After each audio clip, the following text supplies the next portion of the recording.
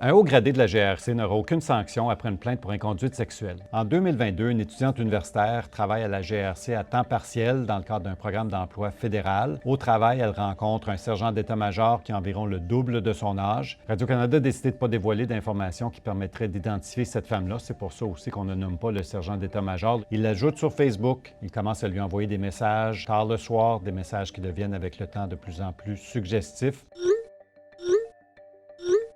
Un soir, il l'invite à son bureau après une sortie au bar de la GRC. Les deux ont pris quelques consommations. C'est là qu'il m'a embrassée, il a pris ma jambe, il me touchait. Quand ça s'est terminé, on n'a pas vraiment parlé, je me suis sentie très mal à l'aise. Il y a un autre incident du même genre qui se passe peu après. L'été 2023, après en avoir parlé à des collègues, cette femme-là dépose une plainte à ses supérieurs. Il y a une enquête interne et en 2024, on convoque le sergent d'état-major devant un comité disciplinaire. Le résultat de ça aurait été une audience qui serait devenue publique. On aurait étalé tous les faits devant non seulement les membres de la GRC, mais devant les yeux du public. Il a plutôt choisi de prendre sa retraite. Pour l'étudiante, c'est une fin décevante au processus parce que ça fait en sorte à ses yeux que la GRC offre une porte de sortie gracieuse au sergent d'état-major qui ne fait pas face à aucune sanction financière pour ses actions. La Gendarmerie royale du Canada ne commente pas ce dossier-là précisément, mais ce que le commissaire actuel, Michael Duhem, dit, c'est que les mesures ont été renforcées récemment et qu'il y a des sanctions de plus en plus sévères pour des cas d'inconduite sexuelle. Les gens qui sont abusifs ou qui ne respectent pas le code de conduite ou surtout l'éthique de l'organisation,